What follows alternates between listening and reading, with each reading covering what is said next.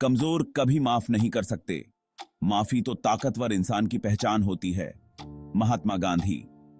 माफ करना कमजोरी नहीं, बल्कि अंदरूनी ताकत की निशानी है। गुस्से को पकड़े रखना आसान है, लेकिन असली ताकत उसे जाने देने में है। सोचो, आप जहां भी जाते हो एक भारी पत्थर लेकर चलते हो। माफी मांगना उस पत्थर को नीचे रख देने जैसा है। यह खुद को अतीत के बोझ से आजाद कराने का फैसला है। रंजिश जहर की तरह होती है, जो धीरे धीरे आपके पूरे अस्तित्व में फैल जाती है। यह आपके मेंटल हेल्थ को प्रभावित करती है, जिससे स्ट्रेस, एंजाइटी और डिप्रेशन भी हो सकता है। आपके विचार नकारात्मकता से भर जाते हैं, जिससे शांति या खुशी मिलना मुश्किल हो जाता है। गुस्से को पकड़े रहने के शारीरिक नुकसान भी उतने ही होते हैं। स्टडीज से पता चला है कि एमआईएफ न कर पाने और बढ़ते ब्लड प्रेशर, हार्ट रेट और मसल टेंशन में कनेक्शन होता है। यह लगातार बना रहने वाला स्ट्रेस आपकी इम्यूनिटी कमजोर करता है, जिससे आप बीमारियों की चपेट में जल्दी आते हैं। इसके अलावा रंजिश आपके रिश्तों को भी खराब कर सकती है। यह दूरी और अविश्वास पैदा करती है, जिससे दूसरों के साथ सच्चे दिल से जुड़ना मुश्किल हो जाता है। जब आप किसी के प्रति गुस्से से भरे होते हैं, तो किसी भी रिश्ते में मौजूद रहना और प्यार देना मुश्किल हो जाता है। हुक्की की बामाही की देह है। चलिए माया की कहानी देखते हैं। एक करीबी दोस्त के धोखे के बाद माया सालों तक गुस्से और नफरत का बोझ ढोती रही। इसने उसकी सेहत, उसके रिश्तों और उसकी ओवरऑल वेलबींग को प्रभावित किया।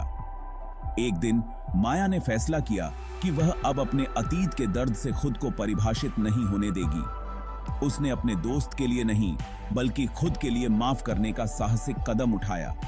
यह प्रक्रिया आसान नहीं थी, लेकिन जैसे जैसे उसने गुस्से को छोड़ना शुरू किया, उसने अपने अंदर एक गहरा बदलाव महसूस किया। माया की कहानी इस बात की याद दिलाती है कि माफी एक सफर है, मंजिल नहीं। यह हर दिन हीलिंग और होलनेस की ओर छोटे छोटे कदम उठाने के बारे में है। माया का अनुभव माफी की ट्रांसफॉर्मेटिव पावर को दर्शाता है। यह दूसरों के कार्यों को सही ठहराने के बारे में नहीं है, बल्कि खुद को अतीत की जंजीरों से मुक्त करने के बारे में है। माफी से खुद को आजाद करें। माफी एक तोहफा है जो आप खुद को देते हैं। ये दर्द को स्वीकार करने और बिना किसी गुस्से के आगे बढ़ने का चुनाव है।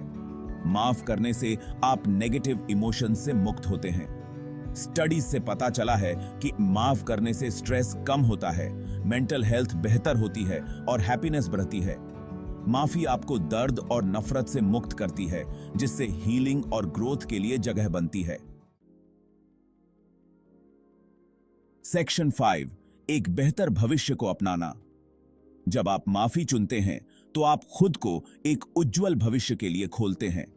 आप खुद को अतीत की बेड़ियों से मुक्त करते हैं और अपने जीवन में खुशी, प्यार और शांति के आने के लिए जगह बनाते हैं। कल्पना कीजिए कि हर दिन बिना गुस्से और नफरत के बोझ के उठना कैसा होगा। फॉरगिवनेस आपको वर्तमान में जीने का अधिकार देती है। यह आपको विश्वास, समझ और कंपैशन पर आधारित स्वस्थ संबंध बनाने की अनुमति देती है। बदला लेने की आवश्यकता को छोड़कर आप अपने और अपने आसपास के लोगों के लिए अधिक शांतिपूर्ण अस्तित्व का निर्माण करते हैं। याद रखें, माफी दूसरे व्यक्ति के बारे में नहीं है, यह आपके और आपकी अपनी भलाई के बारे में है। अतीत को जाने देना और माफी के साथ आने वाली आजादी और खुशी को अपनाना चुनें। सेक्शन 6, अंदर की शक्ति। आपके अंदर माफ करने की ताकत है। यह एक ऐसा चुनाव है जो आप कर सकते हैं, चाहे अतीत में कुछ भी हुआ हो। माफी एक बार की घटना नहीं है, बल्कि एक सतत प्रक्रिया है। इसमें समय, धैर्य और आत्मकरुणा लगती है। इस यात्रा को आगे बढ़ाते हुए अपने साथ कोमल रहें। अगर आप एमआईएफ करने के लिए संघर्ष कर रहे हैं, तो अपनों, किसी थेरेपिस्ट या किसी स्पिरिचुअल एडवाइजर से मदद लें। याद रखें, आपको इससे अकेले नहीं गुजरना है। माफी का रास्ता आसान नहीं हो सकता है, लेकिन इसके पुरस्कार अतुलनीय हैं। फॉरगिवनेस चुने, आजादी चुने, खुशी चुने। आपके जीवन को बदलने की शक्ति आपके अंदर है। लाइक, शेयर, कमेंट और सब्सक्राइब करें हमारे चैनल को।